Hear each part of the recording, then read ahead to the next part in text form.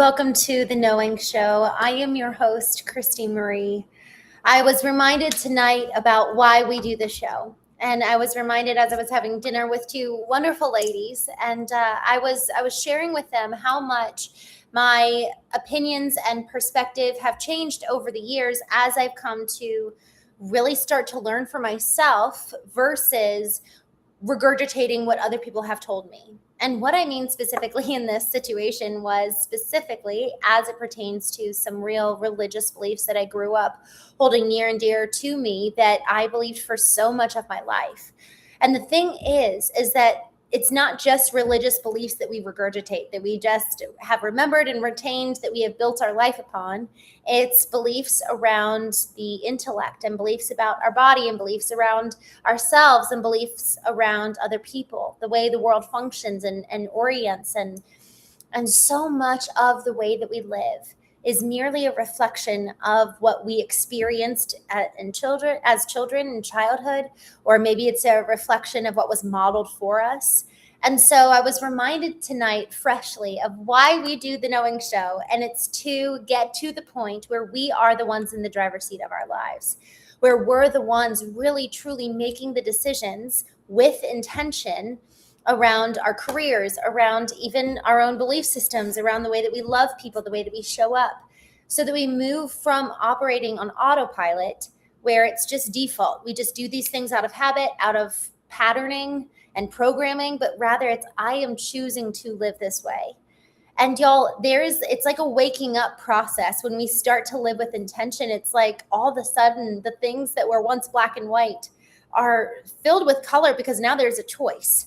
Now we are actually engaging our mind, our body, our soul, our spirit, and we're no longer just subconsciously existing in the world, but we are living with intention. And even tonight's topic, are you choosing rightly? That is presupposing that you're enacting choice to begin with. But for so many of us, we are not actually choosing. We're really living with our subconscious kind of turned off, and we're not aware of what's going on. And we're just living according to the status quo, according to what was given to us for the script of life. This is the blueprint. This is the way things are done, and go live accordingly. And it's funny, my darling, the way that he's raised his boys is a way that I've never seen done before. And he really has encouraged his boys, you have a choice over whether you're going to abide by the rules, but it's up to you. If you don't abide by the rules, you have to be willing to bear the consequences. But for me growing up, it was always the only choice is to abide by the rules. And so therefore there is no choice whatsoever. And so he's teaching his boys at such a young age to engage their mind, to engage their intellect. And, as I was sitting at dinner tonight, just talking with these two wonderful ladies, one said, I learned at a really, really young age to take thoughts and I put them on a shelf. I put them in a little box and I just put them aside, the ones that I don't want to think about. And then the ones I do want to think about, I'll engage with those. But the other woman that I was with, basically her thoughts run rampant, and they're the ones in the driver's seat. And so the more we're able to take a thought and kind of like take it out, like I like to think of a thought as running through our mind, but if we can stop it and look at it and analyze it and say and consider, is this thought actually helpful for me? And am I going to choose to continue to think this way? Am I going to invest more time, attention, energy into this thought process? Or am I going to take it and kind of put it away and say, you know what? I'm not going to think about that. That's not how I want to live my life. That's not who I want to be. So in order for us to choose rightly, we first have to even become aware that we get the opportunity to choose in the first place. And then second, we have to know, well, what even is our own ideal so that we can orient our choices according to a larger aim, a target around which we orient our lives, around which we pursue. And man, that goal, that dream is the thing that can wake us up in the morning and we feel motivated to get out of bed. Otherwise, y'all, if we don't have a mission or a goal in life and we're just operating according to the subconscious and according to the status quo, and every day is a drudgery, getting out of bed is just, it's a struggle. It's hard. And, we see this in statistics specifically around the US, but it's reaching and touching corners of the world where there's just more depression than ever before.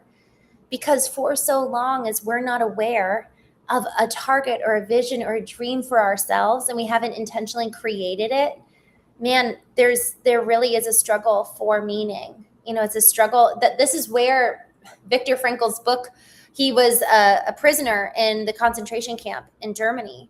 And his book is titled Man's Search for Meaning. And in the heart of a Nazi German concentration camp, he finds meaning. And y'all, isn't that what we're all searching for? Isn't that the hunt of our lives, is to derive meaning? But so much of the time, it's hard for us to find meaning in the ordinary, mundane of life. And so, there's so many different aspects that we can kind of take this conversation tonight around how to find meaning and how to orient our lives. And is meaning only to be found in the heart of suffering? So I don't want to get too existential tonight, but it is worth considering. Do you have something around which you're orienting your life? Do you have meaning? Do you have something that gets you up out of bed in the morning? Do you have something that drives you or fuels your passion and makes you excited? And that could even be a person, maybe your kids or your beloved, or maybe there's something or someone that really stirs your passion and gets you to move forward. Having a mission in life could very well be the greatest antidote to depression that there ever was. I had this thought probably 2 years ago. Gratitude is the antidote. And it is in so many ways. Getting up out of bed in the morning, the simple concept, operating as one who is grateful.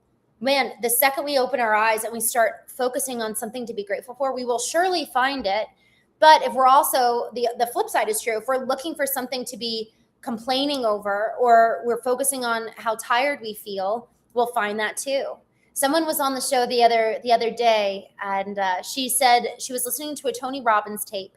And Tony said, every single morning I get into a cold plunge to teach my body that it is not in power over me, that I'm the one that gets to decide how I'm going to show up that day. But if we're kind of coming out of that stupor of sleep, our body feels really, really powerful, emphasizing how tired we are and what a lull we're in, and bed feels so comfy.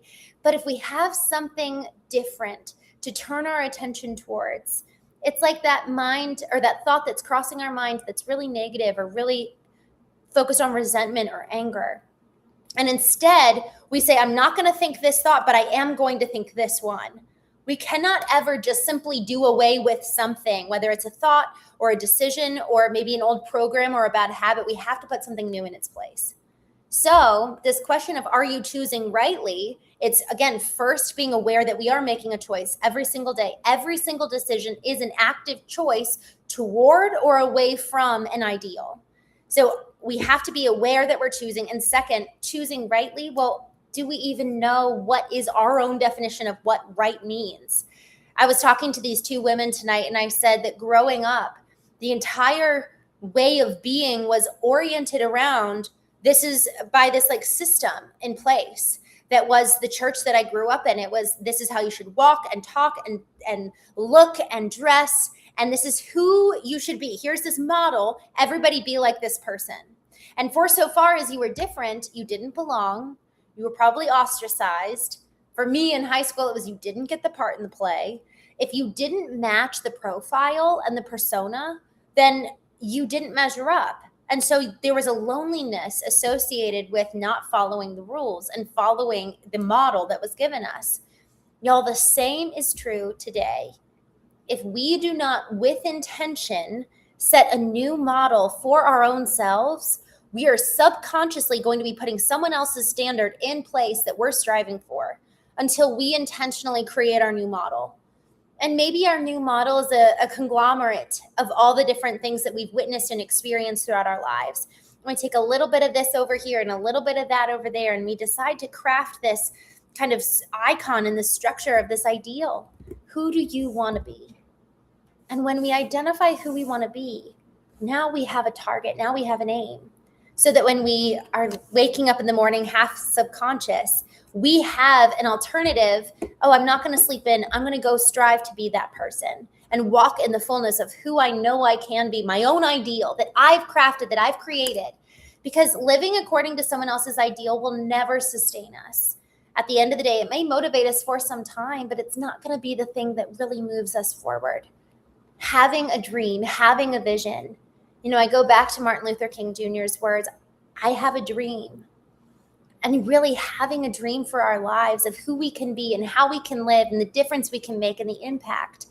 Do we actually have a dream? And only then will we then be able to answer this question, am I choosing rightly?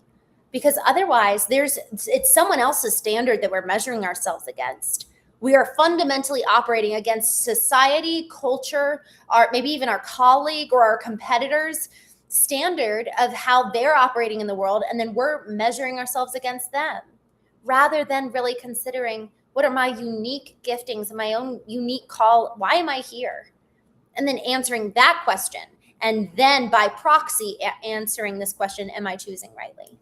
And so with that, I want to jump into lesson 166 today. We've been reading through A Course in Miracles every day this year. And honestly, I started doing it for myself. Because this text is something that I started reading last year, every single day, a lesson.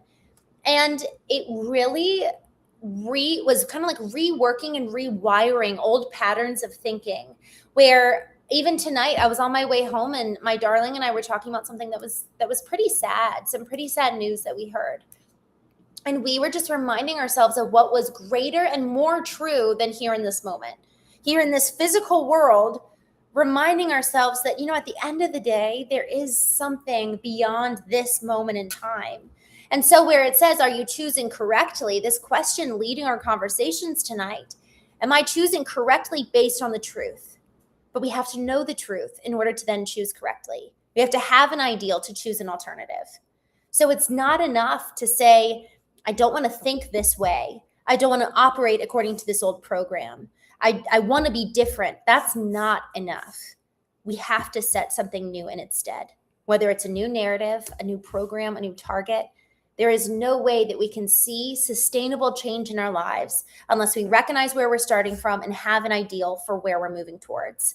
Otherwise, we'll be stuck and then we'll be so discouraged. But if we have that ideal that we're moving towards, man, it's almost like anything is possible. So I'm going to read lesson 166, just some context for why we're reading this. Lesson 166, I am entrusted with the gifts of God. All things are given you. God's trust in you is limitless. He knows his son. He gives without exception, holding nothing back that can contribute to your happiness. And yet, unless your will is one with his gifts are not received. But what would make you think there is another will than his? Here is the paradox that underlies the making of the world. This world is not the will of God, and so it is not real. Yet those who think it is real must still believe there is another will, and one that leads to opposite effects from those he wills. Impossible indeed, but every mind that looks upon the world and judges it as certain, solid, trustworthy, and true believes in two creators, or in one, himself alone, but never in God. The gifts of God are not acceptable to anyone who holds such strange beliefs. He must believe that to accept God's gifts, however evident they may become, however urgently he may be called to claim them as his own, is to be pressed to treachery against himself. He must deny their presence, contradict the truth, and suffer to preserve the world he made. Here is the only home he thinks he knows. Here is the only safety he believes that he can find. Without the world he made, he is an outcast, homeless and afraid. He does not believe that it is here. He is afraid indeed, and homeless too, an outcast wandering so far from home, so long ago, or so long away. He does not realize he has forgotten where he came from, where he goes, and even who he really is. Yet in his lonely, senseless wanderings, God's gifts go with him, all unknown to him. He cannot lose them. But he will not look at what is given him. He wanders on, aware of the futility he sees about him everywhere, perceiving how his little lot but dwindles as he goes ahead to nowhere. Still he wanders on in misery and poverty, alone though God is with him, and a treasure his so great that everything the world contains is valueless before its magnitude. He seems a sorry figure, weary, worn, in threadbare clothing, and with feet that bleed a little from the rocky road he walks. No one but has identified with him, for everyone who comes here has pursued the path he follows and has felt defeat and hopelessness as he is feeling them. Yet is he really tragic? When you see that he is following the way he chose and need but realize who walks with him and open up his treasures to be free, this is your chosen self, the one you made as a replacement for reality. This is the self you savagely defend against all reason, every evidence, and all the witness with proof to show this is not you. You heed them not. You go on your appointed way with eyes cast down, lest you might catch a glimpse of truth and be released from self-deception and set free. You cower fearfully, lest you should feel Christ's touch upon your shoulder and perceive his gentle hand directing you to look upon your gifts. How could you then proclaim your poverty and exile? He would make you laugh at this perception of yourself. Where is self-pity then? And what becomes of all the tragedy you sought to make for him, whom God intended only joy? Your ancient fear has come upon you now, and justice has caught up with you at last. Christ's hand has touched your shoulder, and you feel that you are not alone. You even think the miserable self you thought was you may not be your identity. Perhaps God's word is truer than your own. Perhaps his gifts to you are real. Perhaps he has not wholly been outwitted by your plan to keep his son in deep oblivion and go the way you chose without yourself. God's will does not oppose. It merely is. It is not God you have imprisoned in your plan to lose yourself. He does not know about a plan so alien to his will. There was a need he did not understand, to which he gave an answer. That is all. And you who have this answer given you have need no more of anything but this. Now do we live, for now we cannot die. The wish for death is answered, and the sight that looked upon it now has been replaced with vision, which perceives that you are not what you pretend to be. One walks with you who gently answers all your fears with one merciful reply. It is not so. He points to all the gifts you have each time the thought of poverty oppresses you, and speaks of his companionship when you perceive yourself as lonely and afraid. Yet he reminds you still of one thing more you had forgotten. For his touch on you has made you like himself. The gifts you have are not for you alone. What he has come to offer you, you now must learn to give. This is the lesson that his giving hands hold. For he has saved you from the solitude you sought to make in which to hide from God. He has reminded you of all the gifts that God has given you. He speaks as well of what becomes your will when you accept these gifts and recognize they are your own. The gifts are yours, entrusted to your care, to give to all who chose the lonely road you have escaped. They do not understand they pursue their wishes. It is you who teach them now, for you have learned of Christ. There is another way for them to walk. Teach them by showing them the happiness that comes to those who feel the touch of Christ and recognize God's gifts. Let sorrow not tempt you to be unfaithful to your trust. Your sighs will now betray the hopes of those who look to you for their release. Your tears are theirs. If you are sick, you but withhold their healing. What you fear but teaches them their fears are justified. Your hand becomes the giver of Christ's touch. Your change of mind becomes the proof that who accepts God's gifts can never suffer anything. You are entrusted with the world's release from pain. Betray it not. Become the living proof of what Christ's touch can offer everyone. God has entrusted all his gifts to you. Be witness in your happiness to how transformed the mind becomes, which chooses to accept his gifts and to feel the touch of Christ. Such is your mission now. For God entrusts the giving of his gifts to all who have received them, and he has shared his joy with you, and now you go to share it with the world. Y'all, I love this lesson today. You know, the topic for us tonight is, are you choosing rightly? The whole kind of narrative here is effectively this concept of a person going along a road, and they're lonely and they're in poverty. They're threadbare, their feet are bleeding. And yet the reality is that not only are they not alone, God is with them.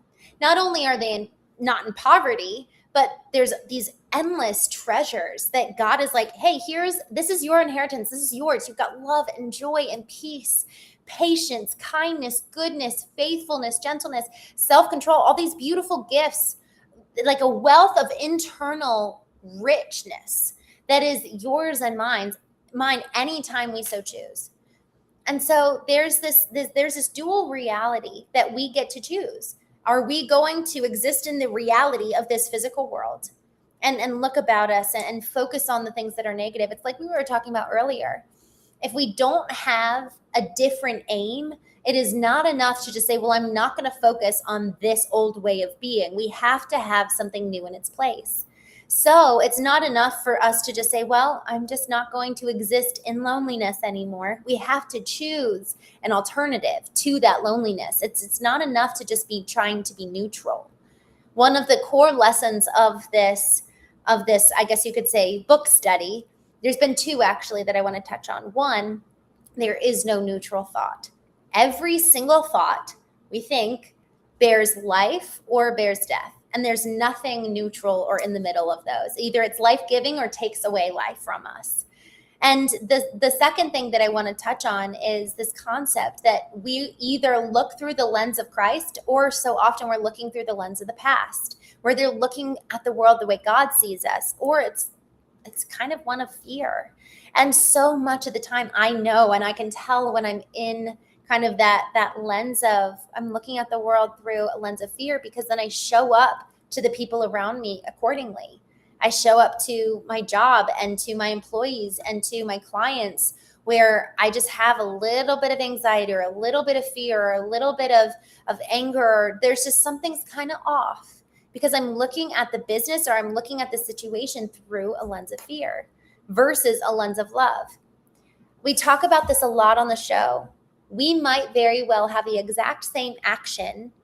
It might look completely the same, yet one is motivated out of love or one is motivated out of fear. And it might look exactly the same, but the powering source, it's like, what's the gas in the tank? And so as we look at this dynamic and this kind of picture that she modeled for us tonight and wrote out for us tonight, is we have this choice. Are we going to look with our eyes down, cast down the way that we walk, and we're kind of believing these old lies from the past, and we're believing fear, and we're believing anger, and we're walking in that? Or are we going to look up and look at this ideal that we've created for us based on who God made us to be, and looking at the world through his perspective? Because the reality is that we're never alone. That is a greater truth than how I might feel here in this moment that I feel lonely. And the reality is that we have access to a whole wealth and treasure trove of gifts that God has given to every single one of us. Every single one of us, we have access to love and joy and peace, patience, kindness, goodness, faithfulness, gentleness, self-control. These are the results of God and existing in unity with his spirit. Those are like the byproduct. There's this concept of, you shall know a tree by its fruit. So those are the fruit of existing in relationship with the divine, with our creator. And if we were made like him, then it makes sense that when we're operating in those kind of qualities, we're actually going to literally feel better. We're going to have better days. We're going to probably end up making more money. There's going to be more success in our lives. And y'all, I've seen this. This lack scarcity mindset is a very real thing. I realized, I read this book a couple weeks ago. It's called Stop Self-Sabotage by Pam Pearson. Highly, highly recommend it. I realized that I had this lack and scarcity mindset for a myriad of reasons, but every time I got money, I felt this need to get rid of it. And so, I lended my sister money for a car. I invested in a timeshare so I could take my family on vacation. I did that thing. And I just, whenever I got money, I got rid of it because I had these fearful thoughts around money. And so the more that we actually recognize that the identity and the inheritance that is ours by way of being like the one who created us, and that kind of like attitude is one of love and joy and peace and all the other good things that I just mentioned. Every single one of those qualities are the very things that are our inheritance. And so if we're not walking in that, then the question is, okay, well, then what is the alternative that I'm walking in that isn't actually the real truth? That's not what's been promised me. And so I want to go back to this section here that I highlighted because it was so powerful. So talking about this picture of this man or this woman that is basically walking weary, tired, in poverty, feeling lonely and alone in the world. And God's walking right next to him with like this whole treasure trove, being like, here, like, let me give you food and let me give you treasure. And this is all yours. And the person's like, no, I'm alone. And God's like, I'm right here. And he's like, no. And I just had this picture while we were talking. So she writes this. He seems a sorry figure, weary, worn in threadbare clothing, and with feet that bleed a little from the rocky road he walks. No one but has identified with him, for everyone who comes here has pursued the path he follows and has felt defeat and hopelessness as he is feeling them. Yet, is he really tragic when you see that he is following the way he chose and need but realize who walks with him and open up his treasures to be free? This is your chosen self, the one you made as a replacement for reality. Y'all, it is wild. We talk about identity here, that we've got kind of these part A, part B of identity that amalgamates into who we are. And identity A is the identity that God has given every single one of us, saying we are loved, we are chosen, we are worthy, that there is nothing that we can do that would separate us from his love. So that's identity A. Each one of us belong. Each one of us are loved. Identity B is our unique skills and what makes us different at the end of the day, our unique talents and gifts. So really there's this path that what she's talking about here just blows my mind. And she says it so beautifully that anything outside of that, anything other than love and joy and peace and patience and kindness, all of those qualities that are ours, that are the gifts, it's chosen. We are choosing. And the question is, are we choosing rightly? Are we choosing anything other than our inheritance? Or are we choosing to live in fear? Are we choosing to live lonely? Are we choosing to say no and kind of stiff arm what God is extending to us, where he's like, I want to walk with you. I want to be your companion. I want to do this life with you. And we're like, no, I'm just alone. We're choosing that. So with this question, are you choosing rightly? We talked about the very first step is to be aware that we have a choice to begin with. And then the second step is, well, are we even aware of our own ideal so that we can then choose rightly? And here's the thing. It's not just our own ideal, but it's the truth of what is ours that we can claim and literally walk in anytime we choose. There was this biblical narrative of a father who had two sons. And there was one son who took what his father effectively promised to give his kids when he died, which was the inheritance. And he was like, I actually want it now. And he went and he squandered it all. He like partied and spent all the money and got all the ladies and all the things. And then he runs out of money, naturally. And he ends up kind of crawling back to his father. And the second brother stayed and kind of diligently worked with his dad and tended to the farm. And he still kept his inheritance because it was terrible at the time to take the inheritance from your parents because you're basically saying, I wish you were dead. And so what was so interesting with this story is that the son, the younger son who went and spent everything ends up coming back to his father.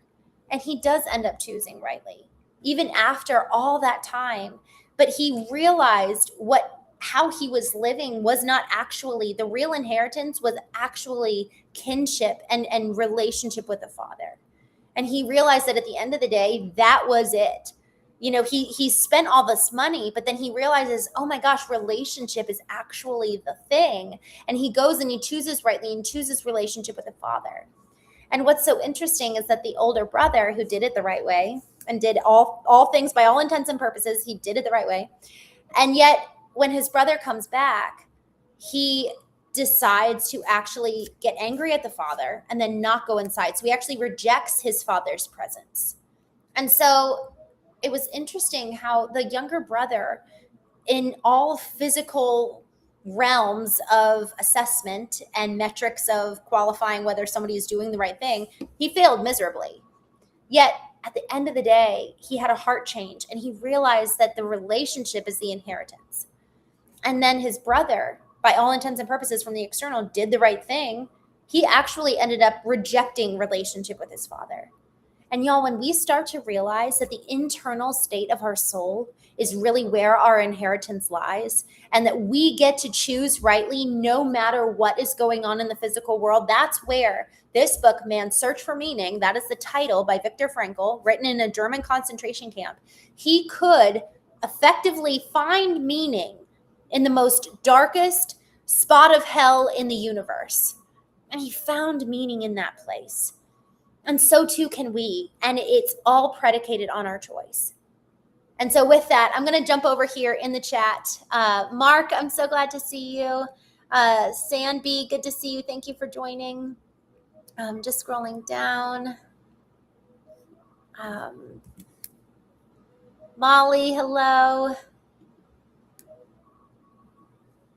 I'm just looking. It's not even just that. It's a matter of agreeing with the truth, who God says we are, or agreeing with the lies the enemy tells you about yourself. And it's so wild. I'm so glad you said that, Molly. Sometimes, when we talk about kind of like narratives of the past, sometimes it's not just dealing with the past, but it's also like new lies that are just not true.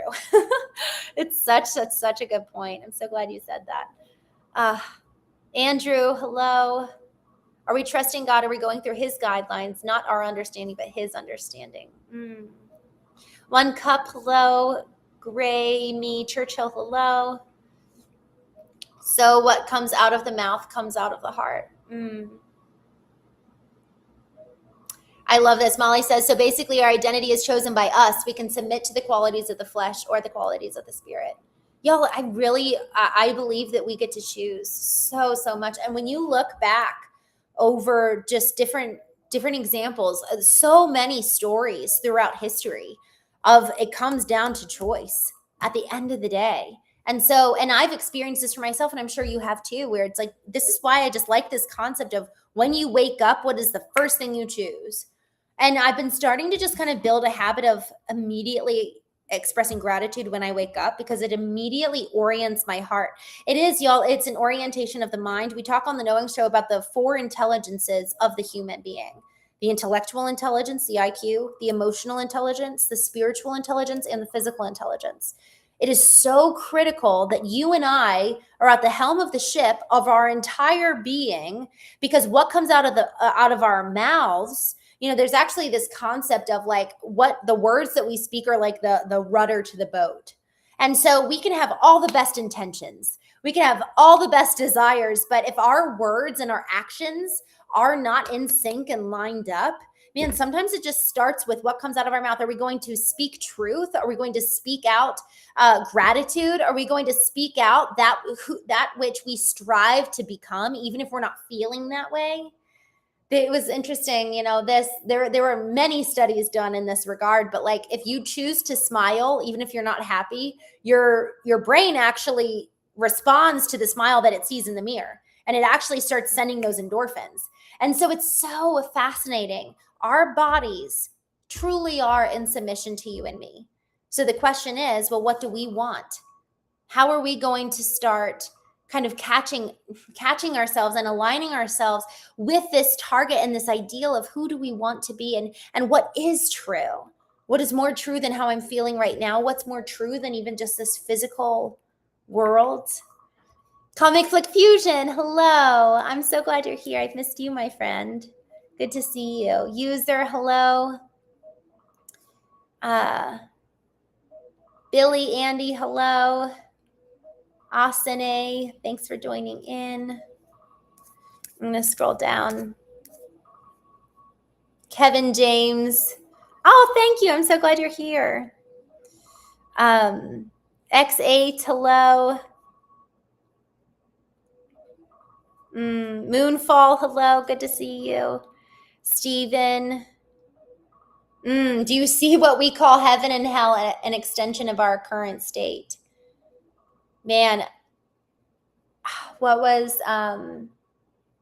there's a quote by Harry Truman that you just reminded me of. Effectively, he says, they said I gave them hell, but I just told them the truth. It is wild how the internal state of our mind, heart, body, soul, the way that the view and perception that we have on the world can be something can be interpreted as hell by one person and someone else can view it as heaven. And it has so much to do with our internal world.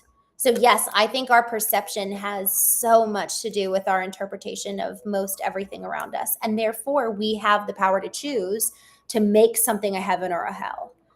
We have so much power.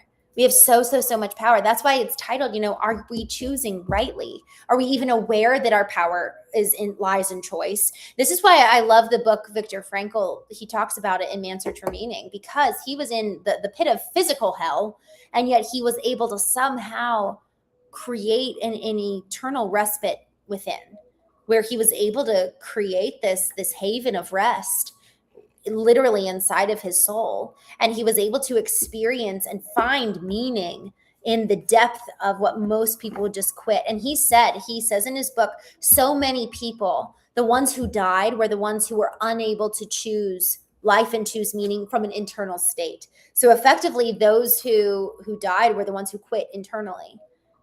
They're all of their physical circumstances were exactly the same. But the endurance that came from having an internal ability to find something outside of yourself and finding something to align yourself with, which is, man, like, God, I want to see the world through your eyes. I want to align myself with that, with what is true. What do you say about me? What do you say about this circumstance or this situation? That is greater and more true than even this physical reality of where I am. And people literally were able to survive the concentration camps as a result of that. Just jumping back here in the chat. Andrew, I asked the Lord to take off the scales of my eyes and to see the spiritual realm, and he granted me that. Wow. Y'all, thank you so much for joining me today. I will be back on tomorrow. I'm so grateful to have been with you all. I was supposed to go live earlier today, and it was weird. My camera wasn't, or not even my camera, everything was working fine. I had my guest and I here all ready to go live, and I clicked go live and it just would not work. So I was like, all right, well, I guess we're not supposed to go live. But hopefully I will be on tomorrow morning per usual. But we'll see. I might be on again tomorrow night. So we'll just kind of play it by ear. But in the meantime, have a wonderful, wonderful evening. Thank you so much for joining. And I will see you tomorrow. Good night, y'all.